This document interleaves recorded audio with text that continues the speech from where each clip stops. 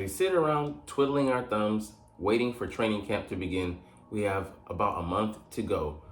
But we're going to jump into some stuff. Today, we're going to look at players that need to step up for the Eagles in 2024. We got 5 of them. Let's go down the list. What's up, it's your boy Cintron coming back at you with another analysis video, and I kid you not, that's my real name. 5 players the Eagles need to step up in 2024. From QB1 to young prize talent along the offensive and defensive lines, these Eagles need to take a leap. So we're going to count on these guys because we are replacing a lot of veterans that retired or moved on, guys that were inadequate talent-wise, and we brought in new guys, but they don't know the system yet. They're not yet acclimated to the NFL or to our systems. Even our guys aren't. And we need them to take a huge leap, not one of faith, but one of proven evidence and solid foundation. So let's get into the guys that we're going to look at. So first up, you're going to see a theme here, and it's hitting pretty heavy. It's not even being masked at this point. Jimmy Kempinski is on one. And I shout out to him. You know, he has some misses. He has some hater hate in his system, but this one is pure D. Kudalagra. You know what I'm saying. Kool-Aid. Jordan Davis. So he has struggled with his conditioning. His rookie year, you know, he was a little heavy, but, you know, he had that sprightness about him. And before he dealt with the injury, he was on the uptick as far as snaps goes. He was getting more and more every week. And after that Pittsburgh game injury, ankle injury, he never was quite the same. And he's kind of been on a steady trajectory. He's flashed, you know, as he did in 2023, early going, but he quickly faded down the stretch, as did most of the Eagles. And to be honest, on that side of football and offense as well, we just were the picture of quintessential inconsistency. Started out in 10-1, you know, a false flagging 10-1 because we masked all of our flaws in deodorant. And when that, it came down to summer, we really started stinking, and the pits were quite smelly. So he was one of the main culprits. You know, you see him, the picturesque, hustle guy who just never gets on a play in the Bills game where he chased down, I think it might have been Josh Allen.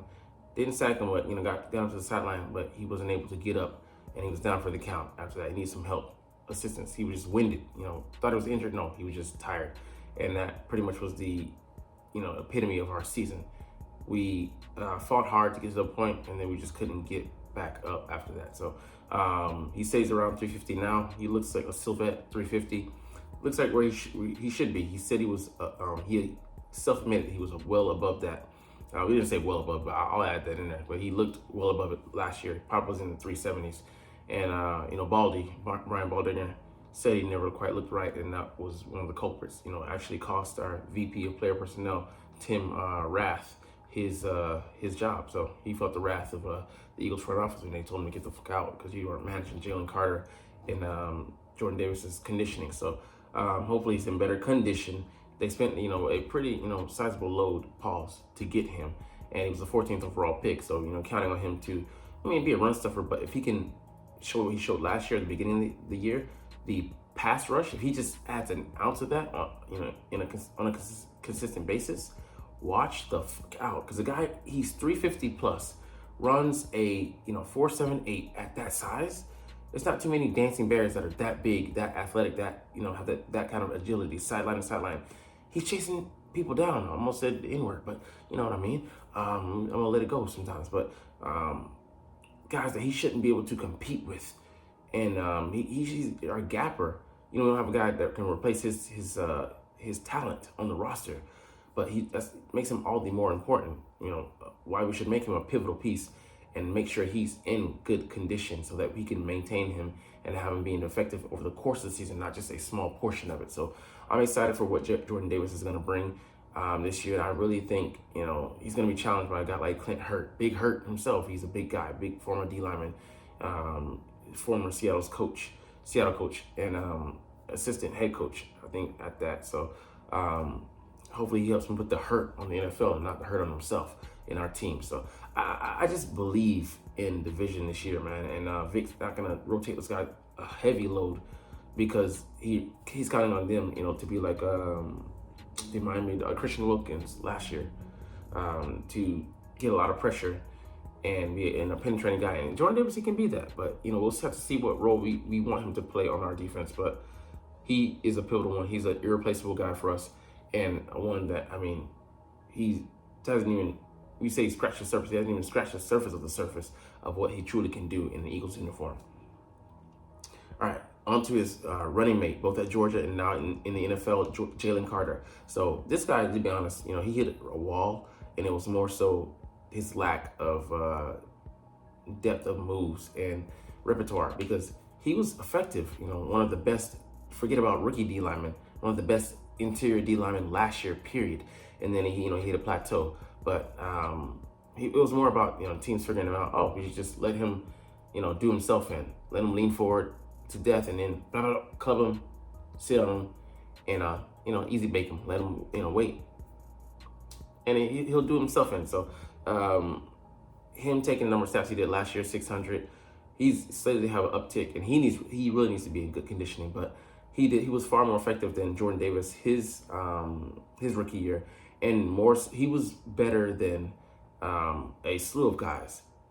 The guy, the Giants, I can't think of his name right now, the Chiefs guy, what's his name? The Titans guy. They're all names that I know, but even Fletcher Cox himself, he wasn't that good as a rookie. So do you parlay that into this year, you know, him working on his hands being more heavy-handed, and the pass rushing moves, he can string moves together. He already has kind of a nasty kind of like hump-ish move, you know, the hump, they don't type shit, you know. But I mean, he can be a force, you know, the way he hit the NFL last year. And, you know, guys like Zach Martin were already giving him his props, saying, hey, you're a bad motherfucker, you know, keep at it. But if he can elevate his game just a little bit, if he can just be more consistent and, you know, show up his weaknesses, we've got a hell of a player who should be on the Hall of Fame trajectory. And I don't say that lightly, because, you know, what he showed last year, it usually takes interior D lineman 3 years to be that good. Chris Jones, sorry. There's a guy in Kansas City. That's just one guy. But, man, out of the gate, him being that good, it was scary, to be quite honest. So I look for him to keep challenging himself. And, you know, he loves Vic Fangio's approach, him being a hard-nosed, old-school coach.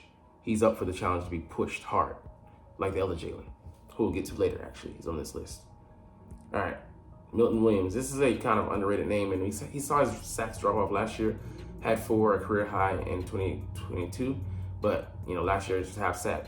You know, he was playing hard, but all guys on the line just kind of, you know, took a nosedive, and, you know, same number of hits, so he just wasn't closing, and a lot of guys weren't getting there. As Josh Sweat, you know, he was chasing the sacks, getting close, but, you know, feeling frustration, and, you know, just really kind of use that, you know, as an excuse. I got to get off the quarterback, got to get that, you know, that financial reward, just chasing after it, and, you know, out of position, not good with the run fits, because he's focused on one statistic and not playing defense, like, you know, as a whole defender, edge rusher. So Milton, he suffers for some of that, but he's still an athletic guy. He ran like I think a 4.62 at his size. He's under 300 pounds, but, man, he's highly athletic. His traits don't always show up, though. You know, he should be able to do a little bit more than he does. But, you know, he's still a pretty good run defender, even at his size. He just knifes through. And he has the athletic traits to be a sack artist. I mean, not saying the top end like Jalen Carter, but he should be, you know, pretty damn effective. So if he can continue to add and play with some guys who are more accountable this year, a renewed Josh Sweat, Bryce Huff, who gets after it, is an unselfish, you know, guy. Nolan Smith, who could hopefully figure it out. Brandon Graham, who just always brings it. I think he can fit in, you know, where he gets in, and, you know, we'll see him have, you know, a handful of sacks, more along the lines of in between 2 and 4, maybe, you know, a little bit more, 5, I would say tops. But I think, you know, I mean, he's highly underrated. You know, he brings a lot, and he's a force to be reckoned with. He was blowing up, you know, some run plays last year, and, you know, it's still the juice there. But like I said, he's the one guy that he's going to be the elder statesman now there. And I don't know if we bring in a veteran presence, but we'll count on him a lot to lead those guys, lead the charge. And we'll pair, you know, he might be paired up with, he was paired up with Jordan Davis at times, but him and Jalen Carter, I'd love to see them on the field more and see, you know, how they could abuse and get after the quarterback and hopefully you see some stunts and twist games inside. All right, Cam Jurgens. So yeah, he was an apprentice, but I think the level of play he's gonna bring to the table is gonna be surprising for some people. Shouldn't be shocking, but should be surprising because although he'll be a step down because the guy that he's replacing is a Hall of Famer, and he's not putting any pressure on himself. He did get some experience playing at guard last year. That being said, he also has experience doing the line calls and protections and such at Nebraska, but it's gonna take some adjustment. Just into a new center as well because Jalen Hurts. One word to sum up, New Heights podcast. Sum up Jason Kelsey. Hot. The ball's coming out fast. He's like the snap's coming. You got to be ready. With Cam, we don't know how it's gonna look really. So I'm excited to see that center quarterback exchange and seeing who's gonna be leading the charge and calling out the protections and such. It's gonna be followed more to Lane Johnson, who's an elder statesman, a former center at Alabama. Landon Dickerson, he can do it as well. Jordan Mailata might take on some more responsibilities. Well, he will, but I don't know if he'll do that because he's still new. He's only 7 years deep in the football game, new to the sport. But Cam, I think he's gonna be consistent, and like they say in the short I'm gonna get to later, gonna be able to maximize his talents at his center. So I look forward to a steady year. I would say solid, to good is what we should get from Cam. And the man himself, QB1 in Philly, Jalen Hurts. And yeah, you're like, whoa. A tremendous step up. But no, we're counting on him because he's going to be the leader on this team this year. You take away the picks last year, and he had a pretty, good year. But, turned the ball over way too much. We were just out of sync and had, non-creative play calling. That wasn't on him. So, what is he supposed to do out of 70% of the plays? We're giving him a lot to work with. Audibles to beat the blitz, nothing to really work with, just sending receivers deep. So a hope, wish, and a prayer was our offense and our adjustment to teams blitzing us like crazy. So I think him being a new offense, and this is his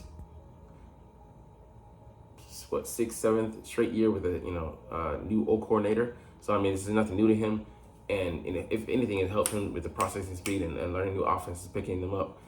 And I think, Kellen Moore's offense is definitely quarterback friendly. It definitely was like that for Dak, and he has more tools than Dak. He has had, 10 plus touchdowns the past 2 seasons. And man, Jalen is a guy who can get it done. He's cerebral. He's a leader. He's got moxie. He's, shifty, has, surprising power to him.